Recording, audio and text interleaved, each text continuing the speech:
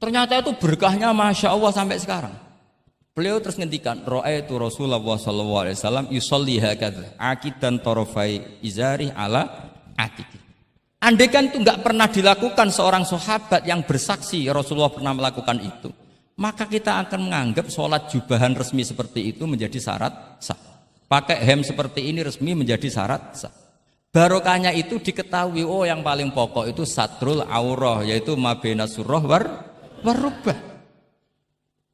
Jadi tidak konsisten itu kadang penting untuk menjaga varian hukum. Loh, Nabi itu nggak pernah terawih. Andai kan Nabi terawih terus, maka akan dikira terawih itu wajib. Nah barokahnya nggak pernah terawih, itu kamu bisa nggak terawih kan gitu. Maksudnya ya boleh nggak terawih. Ya, kalau nanti pengurus mewajibkan, carikan takbir sulam taufik ijabu malam. Bisa masalah besar itu. Nggak. Ini cerita ilmu, nggak cerita perilaku. Nggak. Bismillahirrahmanirrahim. Allahumma sholli wa sallim ala sayyidina Muhammadin wa ala alihi washabihi ajmain. Amma ba'du. Semoga semua di sini dimaafkan Allah Ta'ala. Karena ganggu wong top. Top cara pangeran, angger mukmin ya top. Begini ya, jadi saya tahu banyak foto-fotonya Mbah Mun ketika sama Ki As'ad. Bapak saya kandung juga pernah di sini ketika muktamar 84. Berapa keluarga termasuk Ki Ahmad Siddiq karena beliau juga turunan Lasem. Yang jelas kenangan kita dengan Ki As'ad itu banyak dari bapak, dari guru. Kemudian beliau juga ngaji di Sidogiri. Saya juga dapat keluarga Sidogiri, banyaklah hal-hal. Tapi yang saya pastikan memaklumatkan diri sebagai Ma'had Ali itu entah keangkuhan, entah jujur. Karena Ali itu maknanya kelas tinggi. Kelas tinggi itu bisa kelas tinggi ilmunya atau kelas tinggi ya macam-macam. Tapi saya beri contoh. Ini ya, Wahid, kan masih kecil, tak panggil Wahid sesuai. Ini tak beri contoh. Ini kitab Minhajut Thalibin. Ini saya belajar tak takriri sampai seperti ini. Ini bisa dilihat. Hampir di semua kitab saya, kitab-kitab induk, entah itu fikih, entah ihya, entah hikam, itu pasti ada takrirannya. Karena tadi saya sudah komplain sama Pak Khairuddin. Keputusan fikih udah ada khilaf itu gak keren kata saya itu. Karena bawaannya fikih itu khilaf. Saya beri contoh ya. Di sini fikihnya kan diajarkan kan Fathul Wahab. Saya sedikit cerita tentang Fathul Wahab. Dulu indukan kitab fikih itu namanya Al-Um, ya kan? Dikarang katanya, dikarang oleh Imam Syafi'i. Sebenarnya enggak dikarang, diimlakkan. Ini pakai bahasa Ma'had Ali, kelas tahqiq. Kalau bahasa umum kan kitab dikarang Imam Syafi'i itu salah besar. Karena di situ masih ditulis Qala Imamunas Syafi'i. Yang benar itu amla alaina Syafi'i, diimlakkan oleh Imam Syafi'i, ditulis oleh beberapa muridnya. Yang paling masyhur kalau kitab itu Imam Muzani. Sebenarnya di situ ada Imam Buaiti, ada Imam Robi, tapi yang paling telaten itu Imam Muzani. Sehingga kitab itu dinisbatkan pada Imam Muzani. Di beberapa itu juga ada yang dengan tanda kutip ditinggalkan oleh Imam Muzani. Disebut Infiradul Muzani anis Syafi'i. Kemudian setelah jadi Mukhtasarul Muzani, ini saya tanpa menyiapkan materi loh, karena sebetulnya saya sudah minta Gus Azaim hanya ngisi di pengajian umum, karena sudah saya kapok ke sini. Kapoknya itu bukan karena mangkel, tapi nggak ada perkembangan.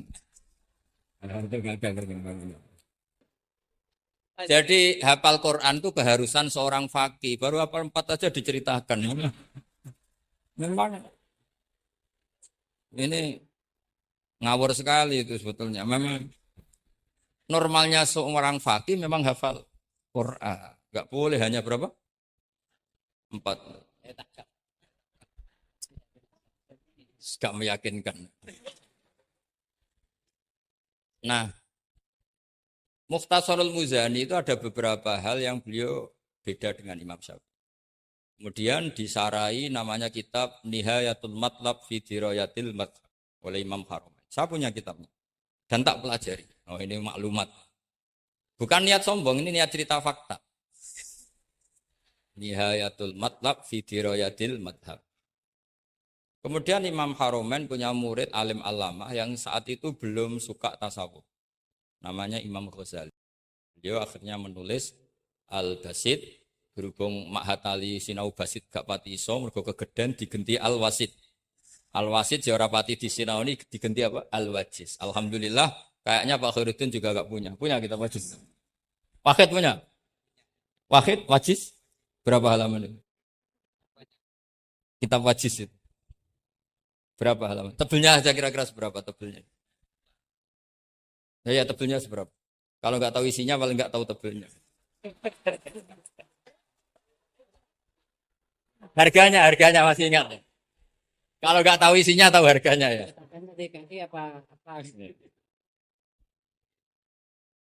Ya, ya ingat ya. Kalau uang ingat ya.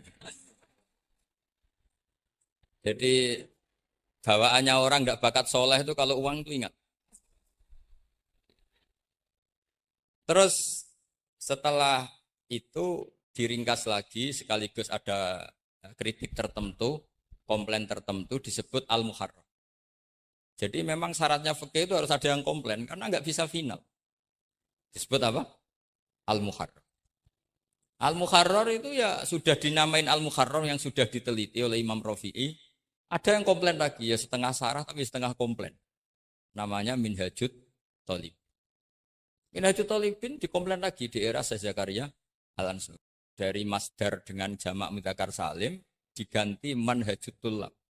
Ya maknanya sama, minhaj sama manhaj maknanya sama, thalibin jamak mudzakkar salim, tulab jamak taksir. Jadi asli ini yo cara Jawa mau akal-akalan tok, minhajut thalibin jadi manhajut tulab. Kemudian manhajut tulab itu dikarang sangat ringkas. Sehingga yang baca itu tidak paham. Mu'alifnya akhirnya dengar-dengar kalau anak-anak Matahari itu tidak paham. Akhirnya terus manhajut tulab disarai sendiri oleh Syekh Zakaria Al-Ansari. Jadi Fathul Wahab. Loh alhamdulillah ya masih banyak yang enggak paham. Padahal sudah sarah. Harusnya sarah kan gampang. Ya tidak paham itu bagus kan. Kita ngaku tidak paham tawaduk. Daripada ngaku paham enggak paham. Mendingan ngaku enggak paham kan. Kemungkinannya dua kalau ngaku enggak paham. Mungkin tawaduk, mungkin betul adanya.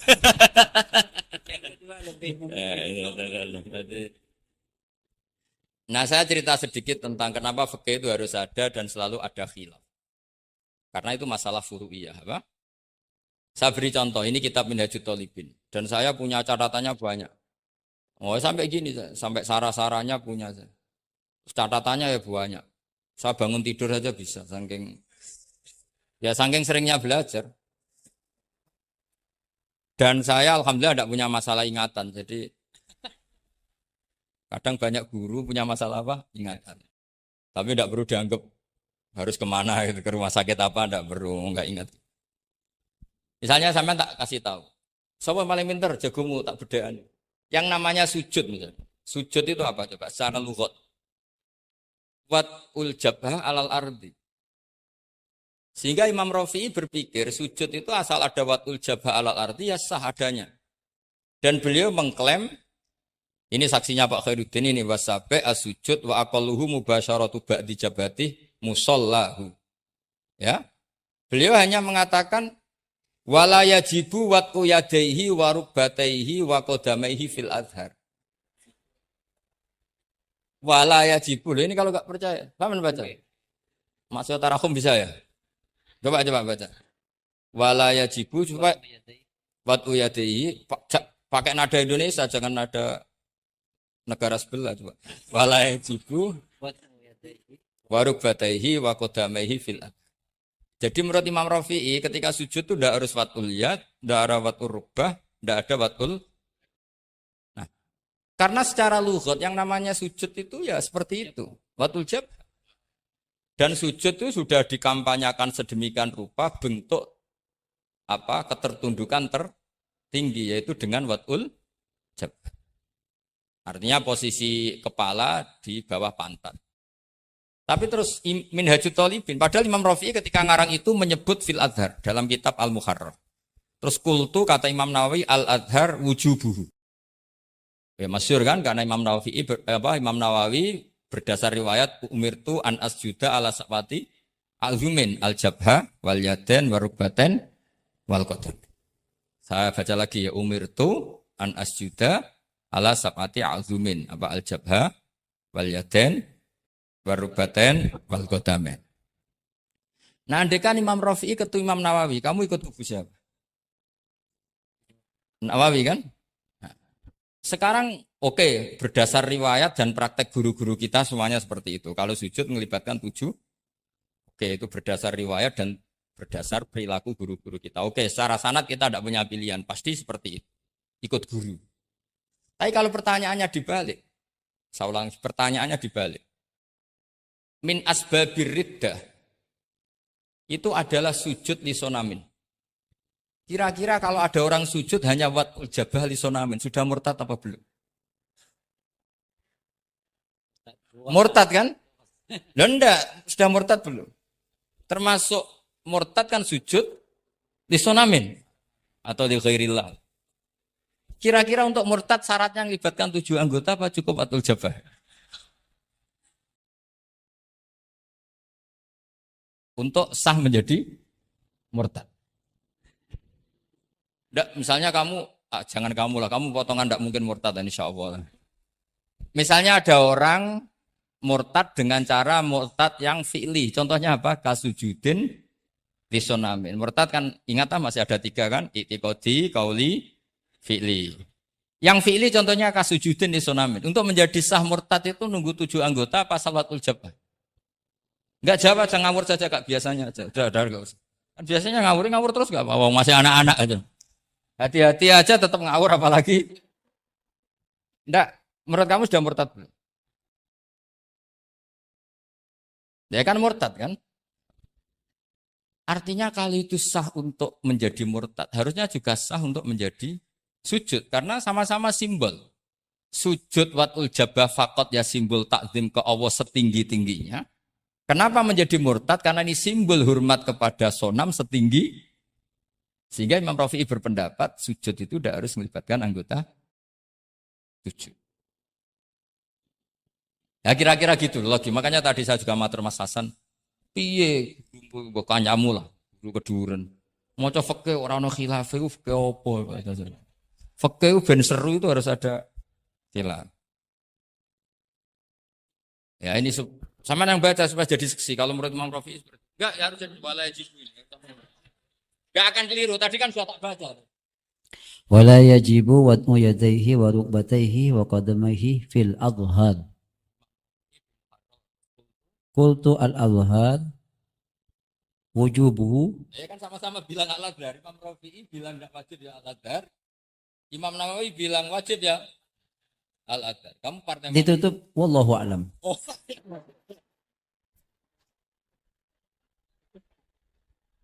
Enggak ada, Gus. Ada walau. Enggak, wallahu a'lam. Aduh, ini enggak ada penggantinya.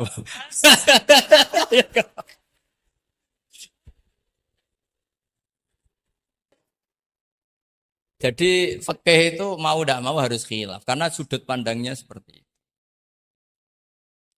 Misalnya sopan itu baik. Misalnya saya di sini, kiai kamu saking sopannya itu dodok mulai sana itu bagus. Tapi nak kiaimu apa kepleset terus kue sopan. Sedang kiaimu kesemper lagi dok. Sehingga kita sebagai kiai itu mikir sopan itu bagus. Tapi kalau berlebihan kan tidak efektif kan. Cong aku pengen jedeng tuntun kayak kokono. Kalau sini tuh kan deprok terus melaku ke sini. Jadi makanya ya kita harus ngeritik juga. Sopan berlebihan juga akhirnya ada efektif. Jong sedang kiaimu tiba mati kayak lagi dok kan. Nah, sekarang perempuan juga gitu. Mbak-mbak yang cantik tuh baik sopan apa baik tidak sopan? Baik tidak sopan. Karena kalau sopan sama Pak Wahid, ayo sopan. Mesti eling terus ra iso turu. Tapi nak ra sopan, seneng aku, gaji ini Mahatali mau piro. Itu langsung lupa. Dan itu bagus karena melupakan perem. Nah, lo betul ini kan katanya tadi siapa yang hafal Quran? Ya nisa an-nabi lastunna ka ahadim inan nisa. Ini taqaitunna fala takhdu'na bil qaul fayatma alladzi fi qalbihi mar. Wahai orang-orang yang cantik, kalau ketemu lelaki itu jangan terlalu sopan. Fala takhdu'na bil qaul. Kalau ngomong jangan terlalu khudu. Karena bawaannya lelaki yang fi qalbihi maradun, khudu itu dianggap mau. Saya tadi ada Mbak Cantik sama Pak Khairuddin atau sama Pak Wahid sopan. Mohon kalau derek guru mawon, mesti pikirannya, oh maksudnya gelem tak wayo, mesti tidak wayo. Asal maksudnya derek itu menderek mata pelajaran. Tapi utek-utek begini itu kan, yang fikol dia apa? Marot, contoh saja loh. Tapi bisa fakta. Itu mesti pikirannya itu kemana-mana. Mohon kalau derek Pak Wahid mawon, ngomong mau ngayu, nak sengaja kan rati pikir. Sehingga unik, khusus perempuan yang cantik itu sopan itu tidak baik. Di dalam komunitas lelaki yang fi qalbihi, karena pikirannya mesti. Padahal Mbak tadi bilang gitu maksudnya anut Pak Wahid, ikut mata pelajarannya. Tapi pikirannya sampean kan bisa enggak gitu. Fala takhdu'na bil qauli fayatma allazi, itu hebatnya Quran. Jadi psikologi lelaki juga dibicarakan. Bawaannya lelaki kalau ketemu perempuan cantik kok sopan, kok memberi harapan, itu terus golek dukun mahabbah. Kayak apa pinternya Quran? Nah ini sayangnya yang hafal baru 4. Padahal saya satu mobil saja tadi hafal berapa Gus? Pakai satu mobil. Karena pondok saya memang pondok takfir. Jadi yang derekno saya banyak yang hafal. Jadi satu kelas kalah dengan satu mobil. Supir saya hafal Quran, penderek saya hafal Quran, yang bawakan tas ya. Oh, kalah jauh itu. Kan kiai tidak hafal Quran. Iya, memang pondok saya pondok takfir karena memang pondok takfir. Jadi seperti itulah. Masa kamu menyarankan orang tidak sopan? Tidak mungkin kan. Masa kita ngajari santri-santri tidak sopan? Tidak mungkin.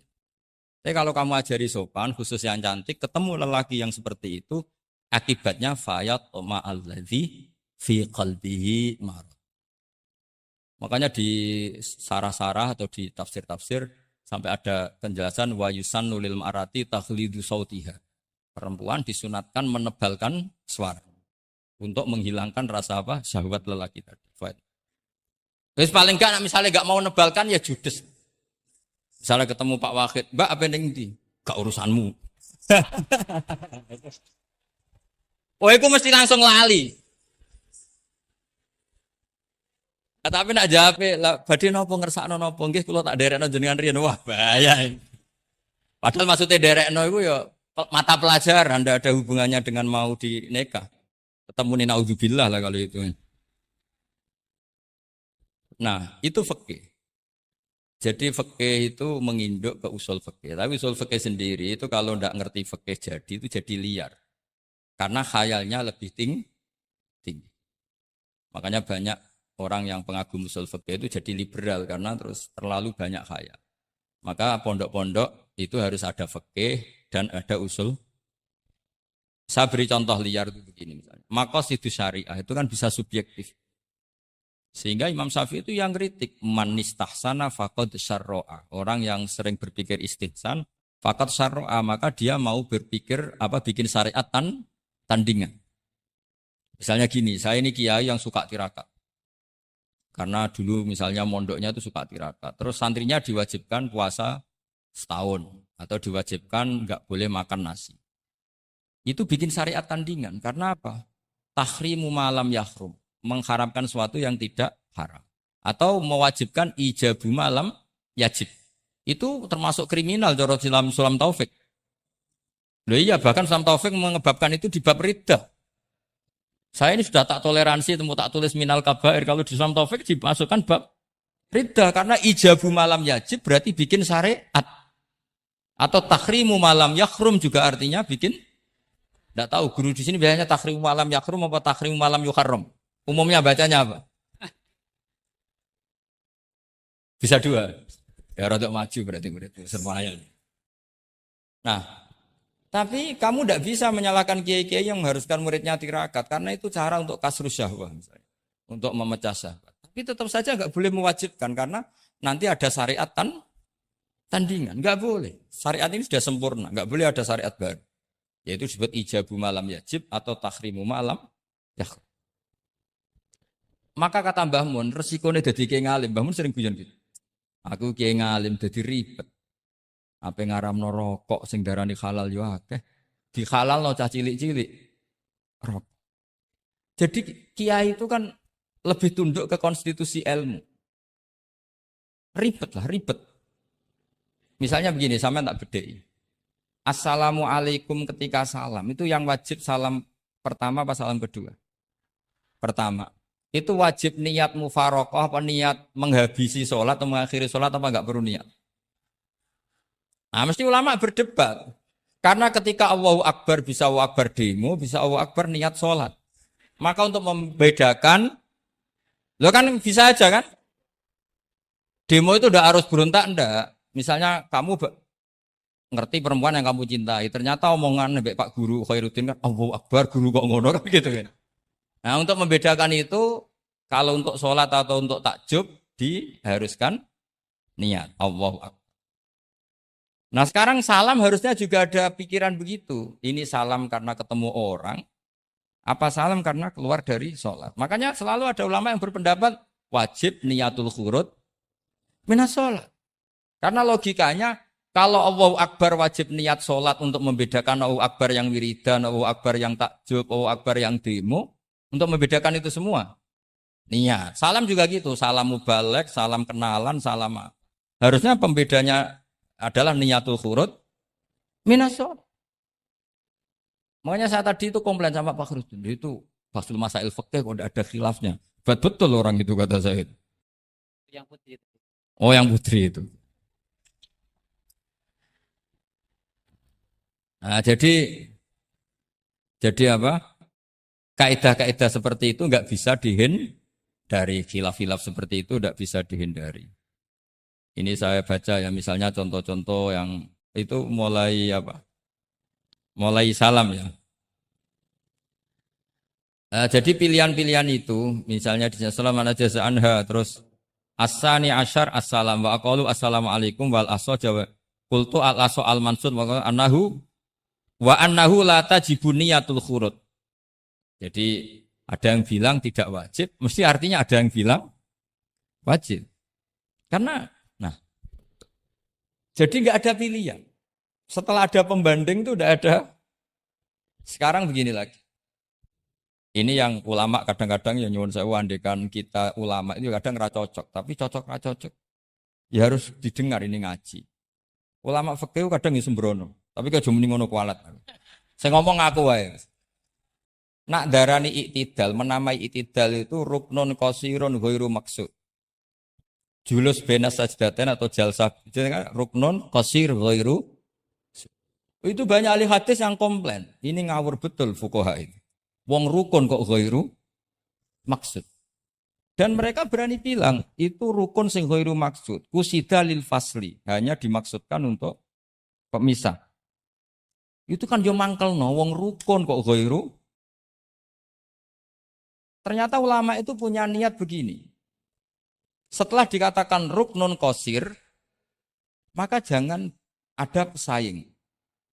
Yaitu ukurannya apa? Julus jalsah benas sajdatain enggak boleh lebih lama ketimbang tasyahud akhir. Tasyahud awal sunat tuh jangan ngaji ora khatam. Tasyahud akhir apa awal? Akhir berarti sabtu lisan pinter lah pinter. Iktidal juga ruknun qasirun, maka enggak boleh lamanya menandingi qiyam lil Fatihah. Ya, sudah jelas ya. Yang jalsah benas sajdatain enggak boleh menyaingi tasyahud akhir, yang iktidal enggak boleh menyaingi qiyam lil Fatih. Ternyata ulama itu ya mikir, disaingi ku ya ora enak. Ngene kaya kula saingi Khairuddin ya ora gelem. Ora krana sombong, disaingi itu ndak enak. Kecuali level ya. Kecuali level. Level ya hafal Quran ya 30 juz. Itu Jibril bisa demo ke kamu. Memangnya saya hanya nurunkan ayatul ahkam. Enak saja milik. Memangnya selain ayatul ahkam enggak menarik. Itu kalian semua pasti berhadapan dengan Jibril. Coba Jibril nurunkan semuanya apa hanya ayatul ahkam? Kalau saya ketemu kan aman.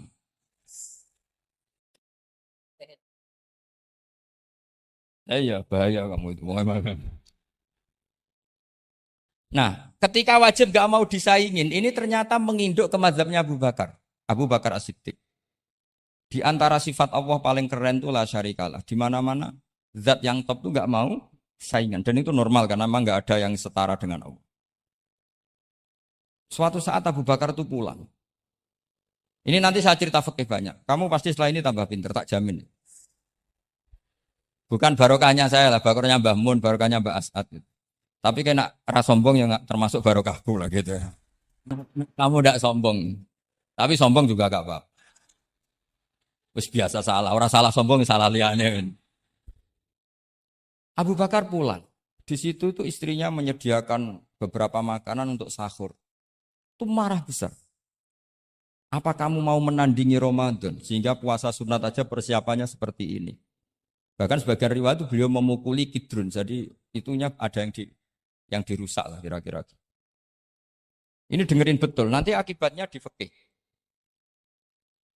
Makanya di fikih apa? Sholat fardu itu nggak mau kesaingan.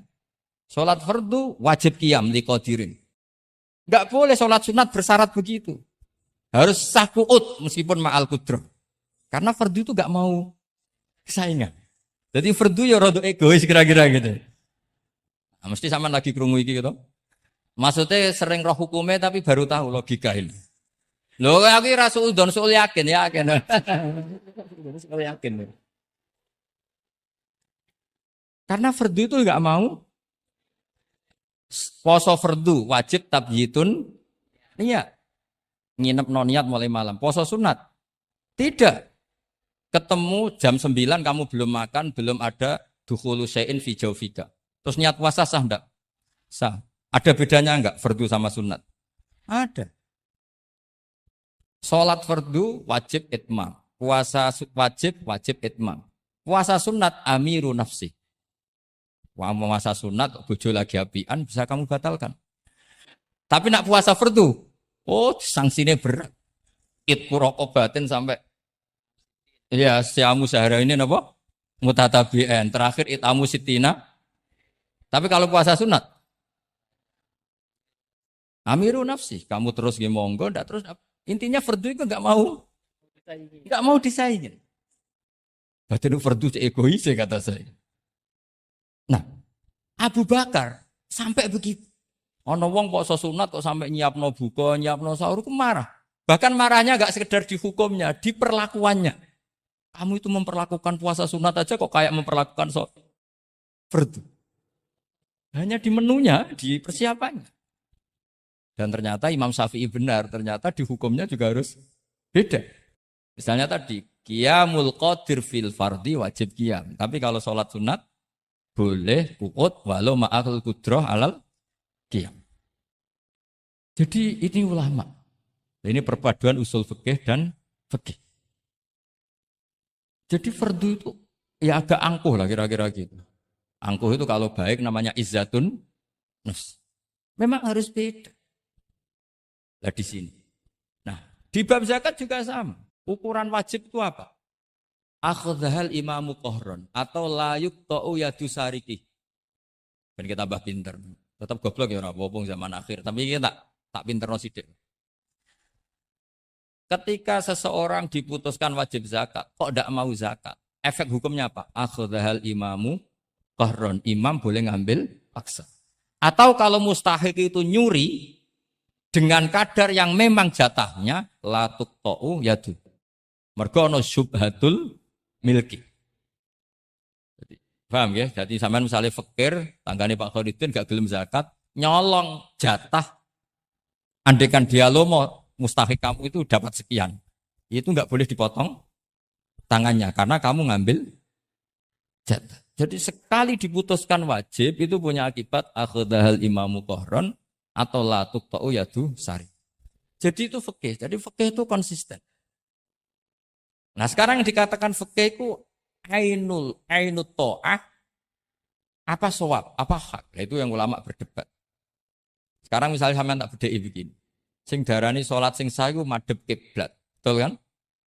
Ya, betul. Masih ingat ya? Sekarang madhep kiblat itu menjadi baik karena nurut Allah apa karena madhep kiblat? Karena nurut Allah. Sehingga semangat fikih itu semangat taat ning Allah. Falau sholla arba'a raka'atin bi arba'i jihadin itu enggak perlu i'adah. Karena ketika aku istihad sana itu kiblat, rakaat kedua rubah ke sana, rakaat ketiga rubah. Allah ngitungnya, saya iku capek, oleh kepen roh kiblat tenanan, nganti spekulasi ping 4. Artinya apa? Karena kadang Allah itu butuh taat apa butuh kasile. Butuh taat. Nah, ini yang paling angel. Tapi di dalam banyak hal kaidah fikih itu al-ibrah bima fi nafsil amri. Kadang bima fi dzonil mukallaf wa bima fi nafsil amri. Kadang mu al-ibrah bima fi dzonil mukallaf la bima fi nafsil amri. Jadi selalu fikih itu khilaf. Fikih yang furu'iyah maksudnya, yang furu'iyah. Ini kadang-kadang rada angel. Nah, sekarang misalnya seperti itu. Ijtihad tadi. Ijtihad itu apa coba? Ya tadi, ketika Anda sholat madhep sana, terus taghayyara ijtihaduka dan memutuskan kiblat ke sana, kamu harus nuruti ijtihad kamu apa enggak? Harus nuruti kan? Karena kalau kamu teruskan di rakaat kedua madhep sana, berarti kamu ibadah dengan cara yang kamu yakini salah. Maka harus rubah. Karena ada kaidah al-ijtihad la yunqadu ijtihad. Kok ijo, udah pinter iso nerusno. Nah, ternyata itu sudut pandang kalau dengan kaidah itu sehingga lau sholla arba rakaatin bi arba'i jihatin sohat sholatu. Tapi kalau dibalik al ibrah fil ibadah itu bima fi dzonil mukallaf wa bima fi nafsil amr. Nah, kalau Anda kan sudut pandangnya pakai kaidah itu, berarti kan pasti ada 3 jihad yang salah. Pasti apa mungkin? Pasti. Nah, kenapa di bab al-ijtihad itu ditoleransi? Padahal jelas yang 3 ini tidak fi nafsil amr. Lagi-lagi tidak semua ulama cara pandang sama. Yang satu pakai kaidah ini, yang satu pakai kaidah. Makanya saya sering mencontohkan berkali-kali. Kalau kamu ingin sowan saya enggak apa-apa, tetap baik. Karena kemungkinan seneng kiai ya 2. Dulu saya sering bicara cerita. Ada tabiin tanya sama sahabat, bagaimana wajah Rasulullah SAW. Tabiin ini nangis. Wallahi saya ini saking hormatnya, saking haibahnya Rasulullah, saking hormat saya tidak pernah berani melihat wajah beliau. Saya sowan juga agak berani karena takut ganggu. Jadi cara seneng kiai itu ya kadang nggak perlu sowan. Karena bawaannya itu ganggu. Loh misalnya saya ketemu anak istri saya kan asik, terus ketemu Wahid kan ya pusing. Jadi Allahu Akbar. Provokator ini. Jadi justru saking takdimnya Rasulullah, pilihannya itu tidak sowan karena takut ganggu Rasul. Ada sahabat yang pilihannya sowan. Wong jenenge seneng ya sowan. Tapi kalau dibalik, jenenge seneng ya aja ganggu, ayo milih ndi. Ini 2 mazhab yang sama-sama kuat. Jenenge seneng ya sowan, jenenge seneng ya aja ganggu. Ayo milih mana? Ada 2 pendapat. Kenapa Anda begitu yakin dengan satu pendapat? Di furu'iyah, saya ulang lagi di furu'iyah. Ya, bukannya maklum nanti itu. Jadi tidak gampang. Sholat pakai pakaian resmi begini itu bagus. Pakai jubah, kamis, atau pakai hem, pakai sarung itu bagus. Tapi andaikan Nabi selalu sholat demikian, itu bahaya. Saya ulang lagi bahaya. Bahaya bagi syariat ini. Ini saya niat ngajarin gurunya, bukan anak-anak. Suatu saat Jabir bin Abdillah, kalau kamu baca lihat di bab sholat di Bukhari atau di kitab ilmi ilmu fi sholat maksudnya. Itu Jabir bin Abdillah itu pernah datang ke masjid pakai gamis, pakai baju resmi, imamahnya dicopok, kamisnya dicopok. Semua dicopot terus sholat hanya pakai sarung tok, izarin wahid. Terus akidan torofaihi ala atikihi. Ini kayak orang sarung satu di akidan torofaihi ala atiki terus sholat. Geger sahabat tabiin, kan ini era tabiin, geger tabiin. Unzur ila sahibi Rasulullah, lihat tuh sahabatnya Nabi. Sholat ke model kayak gitu. Ketika Pak Khairuddin sudah sholat dengan segala penampilan. Jubahan, terus pakai imamah, dehem dari belakang, orang minggir semua sudah top lah pokoknya, sudah top pokoknya. Ini sahabatnya Nabi. Terus ketika sahabat mulai, dan nyun sewu, beliau ngendikannya agak kasar. Saya melakukan ini, saya cek nanti di Bukhari. Kalau ada Bukhari juz 1 ambilkan, nanti bacakan. Apa cukup nanti tanya gurunya? Tanya saja nanti ya. Kalau 5 menit menemukan berarti dia sudah paham. Kalau ngasih waktu 1 hari masih cari-cari berarti. Ukurannya gampang. Kalau saya setengah menit langsung ketemu. Nanti ya cukup gurunya ya. Nanti kasihkan. Kalau bilang besok berarti belum tahu. Tapi kalau 5 menit kok ketemu ya sudah lumayan. Kata Jabir bin Abdullah, saya melakukan ini liyaroni al-ahmak misluk. Keras sekali. Saya melakukan ini supaya orang ahmak kayak kamu itu tahu. Ahmak itu terjemahnya nggak usah diterjemah. Ya pelai jahil atau teman akrabnya apa? Jahil. Jahil yang agak kebablasan itu namanya apa? Ahmak. Jahil yang ya sudah seperti itu. Ternyata itu berkahnya Masya Allah sampai sekarang. Beliau terus ngendikan, ra'aitu Rasulullah sallallahu alaihi wasallam yusolli hakadza aqidan tarafai izari ala aqid. Andai kan itu enggak pernah dilakukan seorang sahabat yang bersaksi Rasulullah pernah melakukan itu, maka kita akan menganggap sholat jubahan resmi seperti itu menjadi syarat sah. Pakai hem seperti ini resmi menjadi syarat sah. Barokahnya itu diketahui, oh yang paling pokok itu satrul aurah, yaitu mabena surah warubah. Jadi tidak konsisten itu kadang penting untuk menjaga varian hukum. Loh, Nabi itu nggak pernah terawih. Andai kan Nabi terawih terus, maka akan dikira terawih itu wajib. Nah barokahnya nggak pernah terawih, itu kamu bisa nggak terawih kan gitu. Maksudnya ya boleh nggak terawih. Ya, kalau nanti pengurus mewajibkan, carikan takbir sulam taufik ijabu malam. Bisa masalah besar itu. Nggak. Ini cerita ilmu, nggak cerita perilaku. Nggak. Ini cerita ilmu, nggak cerita apa? Perilaku. Pak. Jelas kan? Jadi kadang seperti itu penting. Contoh lagi, dan ini sering saya utarakan. Ketika Nabi Fathu Mekah, tofa ashabu jami'an, itu musyatan. Semua ketika tawaf itu jalan kaki. Tapi Nabi itu unik. Tofa Rasulullah wahdah rokiban. Nabi tawaf itu pakai kendaraan unta. Yang lainnya musyatan, semuanya masin. Jalan kaki. Tapi Nabi malah tofa rokiban. Padahal jelas kaidahnya al-ajru biqadrit. Tapi andai kan Nabi kok tofa masyian, maka kita tidak tahu caranya tawaf. Tidak tahu hukumnya. Atau paling enggak nganggep bahwa syarat sahnya tawaf harus jalan. Tapi barokahnya Nabi tofa rokiban, akhirnya ada hukum, ternyata syarat sahnya tawaf tidak harus jalan, tapi boleh berkendara. Akhirnya kita tahu orang sepuh sedikit sholat tawaf pakai kursi, roda pakai macam-macam. Jadi semuanya itu berkah, perbedaan itu berkah. Tapi yang baca harus orang alim. Kalau orang yang fikal bi marot ya, piye Nabi karep wong ya kon mlaku dene enak-enakan numpak. Ya ribet nek kena wong sing fikal bi marodun fazatahum wa marot. Jadi ribet ini, Ustadz satu ini ribet. Ya subuh kesiangan, ini contohnya kok kayak perilakunya. Ini Kiai Hasan contohnya kayak perilakunya. Sholat itu ada waktunya. Sekali waktunya habis, normalnya sudah tidak wajib. Ya enggak? Kamu mau sekolah, selesainya jam 12, kamu bangun setengah 1. Harus sekolah pada usah. Karena momen sekali kelewat kan, nggak bisa diulang. Normalnya sholat qadha itu tidak wajib. Normalnya. Karena momen waktunya sudah habis. Dan qadha normalnya juga nyuwun sewu haram. Normalnya. Tapi berhubung Pak sering qadha terus bilang nggak haram kan? Karena yang qadha bukan hanya santrinya, tapi apa? Gurunya. Tapi nyuwun sewu, Nabi itu tahu ditakdir qadha. Saya tidak bilang Nabi qadha, ditakdir qadha. Ini bedanya Nabi dengan kamu. Nabi pernah ditakdir qadha. Dan nyatanya Nabi tetap sholat. Akhirnya jadi syariat qadha itu tetap.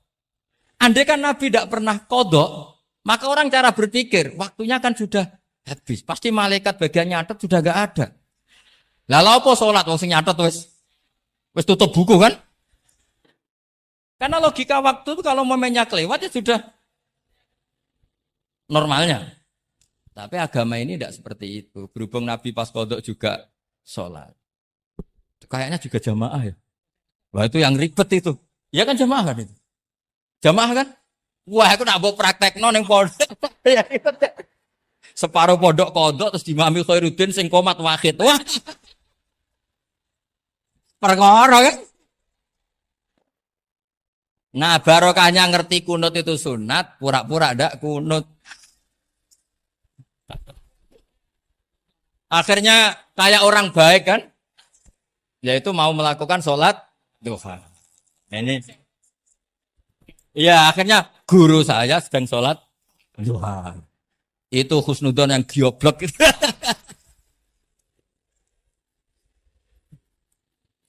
Jadi, lah itulah yang jadi analisis usul fikih. Jadi semuanya itu ada analisis. Saya ulang lagi, semuanya itu ada. Yang jelas tuh di antara pantangan Islam tuh ijabu malam yajib dan tahrimu malam yahrum. Karena manis tahsana faqad syarra'a. Dan Allah tuh gak suka ada syariat tandingan tuh gak suka. Karena bahaya kalau semua orang istihsan, bahaya.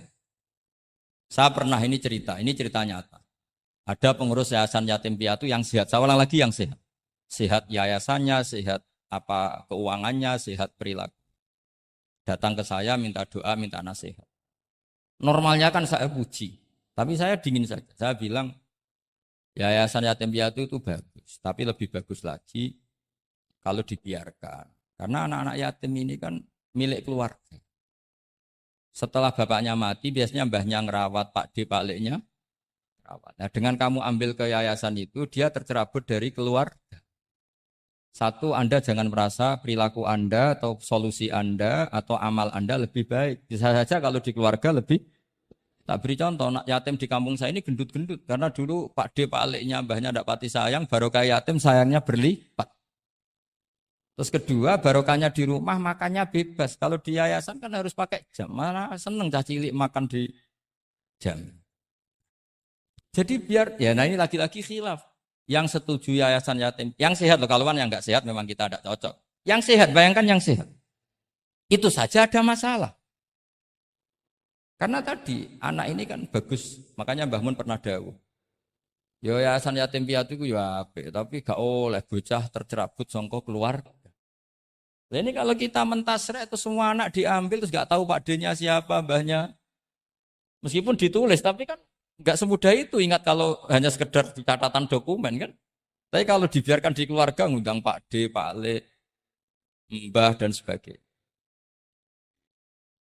Jadi nggak bisa misalnya kamu bahas masalah gimana hukumnya mendirikan yayasan yatim piatu. Kamu bilang sunat mutlak, nggak bisa karena di sini ada unsur tadi.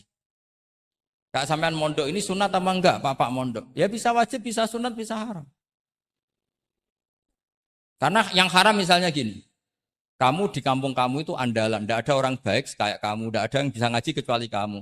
Enak-enakan mulang ning pondok, mergo keren timbang mulang ning kampung, mau wong telu. Makanya Mbah Mun kalau guyon sama saya masih ingat betul Hakim. Jadi kiai yo latihan, aku tahu keliru kata Mbah. Tak pikir keliru apa? Anak perainan ditanya Mbah Mun, "Cung perainan kok ning pondok?" Mbah Mun sempat husnudzon kayak cah sregep, wong perainan kok ndak pulang. Ternyata, "Lho perainan kok ning pondok, Cung? Kok sregep temen?" "Mboten, Mbah, nak teng omah kan ngarit." Ternyata. Jadi husnudzon itu kadang itu. Semenjak itu Mbah Mun kalau ada perainan, "Cung, mulai Cung ben kenal wong tuamu." Jadi malah dibalik. Iya kan kalau kelamaan ke pondok kan nggak roh asal usul orang tua sehingga tidak punya empati, tidak punya kasihan kan. Orang tuanya berjibaku ngarit apa apalah kerja-kerja apa. Lah ya, artinya terus kamu tidak bisa. Semua santri yang perenan tidak pulang berarti santri baik. Sebetulnya tidak mesti juga. Santri takut ngarit kan gitu. Ini namanya sudut pandang gitu. Jadi masalah-masalah furu'iyah itu tidak bisa tidak seperti itu. Nah, sehingga kita tahu di kitab Mahali atau di kitab beberapa kitab fikih mesti kaul awal, kaul sani, kaul salis dan sebagainya. Karena ini masalah sudut pandang. Wali nikah misalnya. Wali nikah itu kalau fasek sah apa enggak? Wali mujbir. Ada ulama yang mengatakan kalau wali mujbir fasek tetap sah jadi wali. Likamali syafaqatih. Karena seorang wali ini pasti sangat sayang, meskipun fasik dia orientasi tentang anaknya tetap baik. Ada yang bilang enggak. Kalau fasik harus dicap. cabut hak walinya. Di mana-mana orang fasik sudah error. Jangan-jangan karena dia pemabuk atau karena dia tukang judi, pikirannya dapat menantu yang kaya meskipun tukang judi.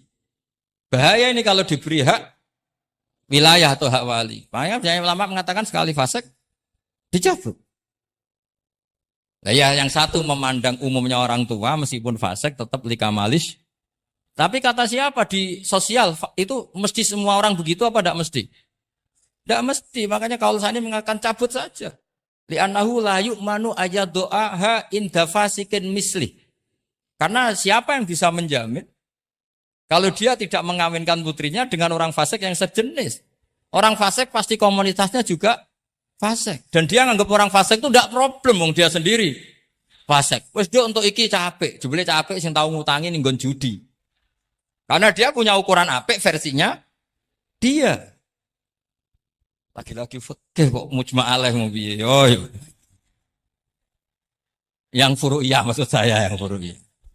Iki pinter toh cukup ya. Jam 45 menit. Mohon ngoten mawon. Assalamualaikum warahmatullahi wabarakatuh.